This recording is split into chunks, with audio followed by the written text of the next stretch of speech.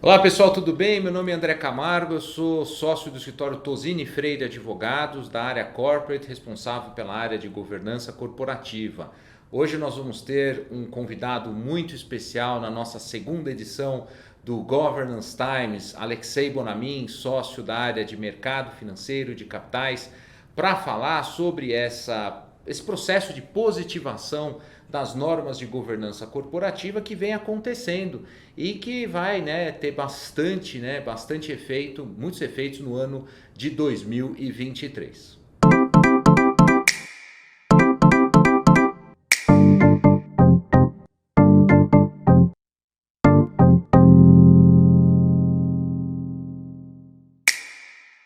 Então vamos dar as boas-vindas então ao nosso convidado Alexei Bonamin. Alexei, obrigado por estar aqui com a Tudo bom, gente. André? Obrigado. Obrigado por estar aqui por essa segunda edição, que é um momento importante para o nosso mercado de capitais, né? Nós estamos saindo aí de uma pandemia, ingressando numa nova fase da economia e falar um pouquinho de ESG, esse processo, né, de positivação de algumas normas de governança. Queria te ouvir um pouquinho sobre esse movimento que você está acompanhando, você que é especialista na área de mercado financeiro de capitais. Como é que você está vendo esse movimento de positivação do ESG, né, das regras sobre governança, tanto no mercado como em outros campos, aí, em outras áreas?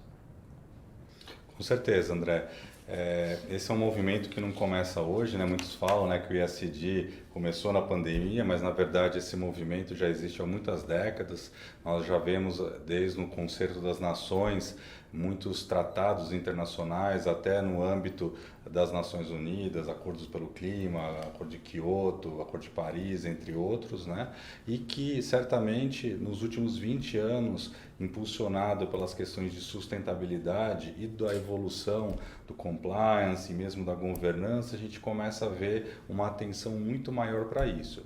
Evidentemente que o mundo está mudando muito rápido, a gente está num momento de emergência climática, de questões sociais importantes no mundo inteiro, e que a questão ESG ela vem de encontro com o anseio, né, do que o mundo está se transformando. Muitos falam que a gente está até migrando para um capitalismo de stakeholders, que as companhias elas não devem única e exclusivamente dar atenção aos seus acionistas, mas a todos os seus stakeholders.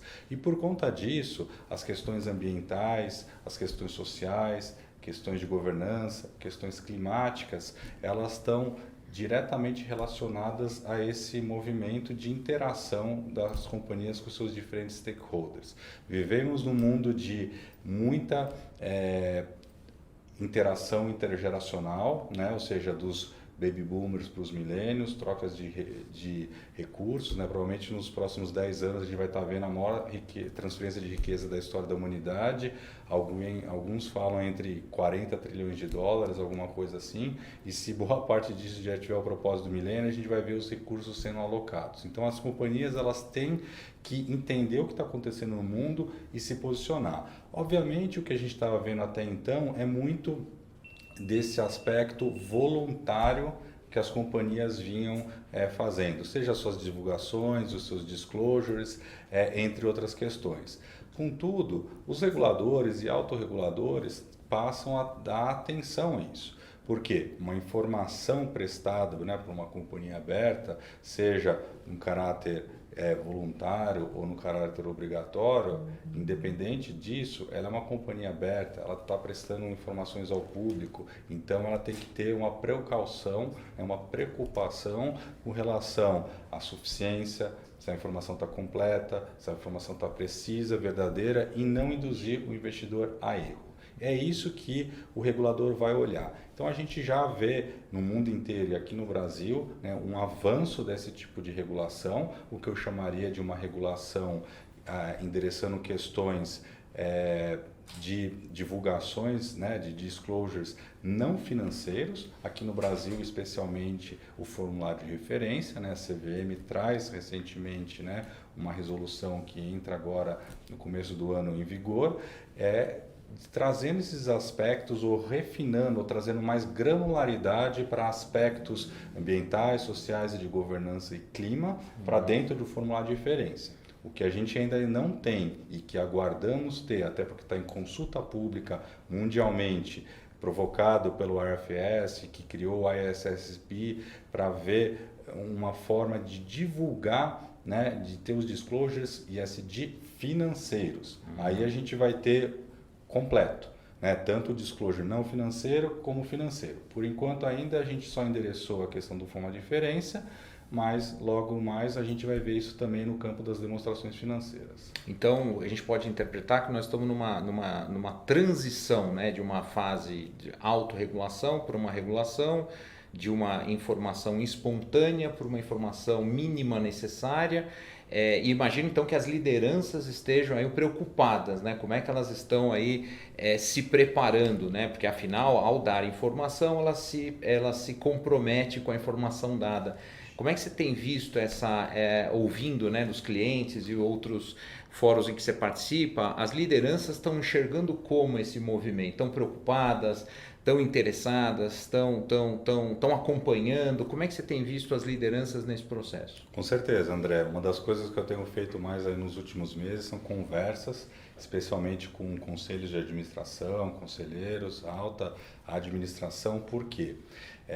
Antes, a gente tinha nos últimos 20 anos a questão da sustentabilidade super importante, o que é o certo, né? Fazendo o certo, mas a gente vê uma mudança de mindset da alta liderança, entendendo que não é só o que está fazendo certo, mas colocando isso no plano estratégico das companhias. E isso os conselhos têm que estar participando. O conselheiro de administração ele tem que estar atento, vigilante para essas questões e participativo. E cada vez mais os conselhos mais diversos para terem membros que consigam, inclusive, cobrir todas essas áreas, né, que o ESG acabam também trazendo, né, trazendo especialização e diversidade para dentro dos conselhos. Mas o ponto aqui importante é que essa transição, né, da mudança do que era o certo de se fazer apenas para uma visão estratégica, muito da questão do ESG traz como a forma de você estar mitigando os principais riscos que a companhia está exposta. Tem riscos ESG que podem inviabilizar o negócio. Tem companhias que podem deixar de existir. Tem companhias que podem sofrer boicotes nos seus produtos por questões de ESG. Cada vez mais a gente vê pressão de ativismo, a gente vê de consumidores, a gente vê às vezes de fornecedores e uma questão geracional também fazendo pressão para cima de muitas companhias. Então essa vigilância, essa atenção certamente vão fazer as companhias que tiverem mais atentas e engajadas de forma genuína a essas questões serem inclusive mais resilientes. Bem, então, para nós finalizarmos o nosso bate-papo, Alexei, o que você poderia para o nosso leitor, para o nosso ouvinte aqui, para quem está nos acompanhando, o que você sugere como tendências, como perspectivas para o ano 2023 nesse assunto, né? O que a gente deveria ter no nosso radar para estudos, para acompanhamento em matéria de positivação de normas ESG? Eu certamente vejo um mundo sem volta para a intensificação das questões ESG. Nós estamos numa transição para um novo normal, nós não chegamos lá. E novo normal significando um novo normal de uma economia de mais baixo carbono, uma economia mais circular, uma economia mais regenerativa.